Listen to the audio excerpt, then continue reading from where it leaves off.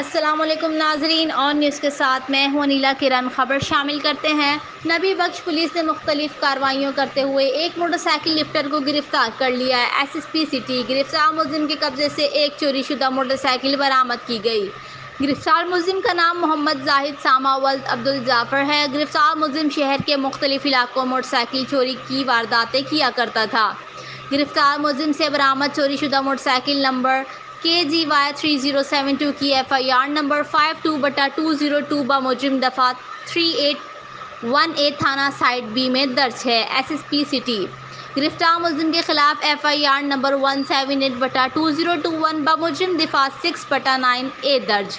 گرفتار ملزم سے مقدمات بالغ کے تحت تفتیش جاری۔ گرفتار ملزم کا سابقہ کرمنل ریکارڈ معلوم کیا جا رہا ہے، نیز دیگر ساتھیوں کے متعلق پوچھ گچھ جاری۔ District city police Karachi report کرتے ہیں کرائم رپورٹر راؤ رضوان احمد، آن نیوز کراچی۔ لائک کریں، کمنٹ کریں، شیئر کریں اور بیل آئیکن کو پریس کرنا مت بھولیں۔ دیکھتے رہیے آن نیوز۔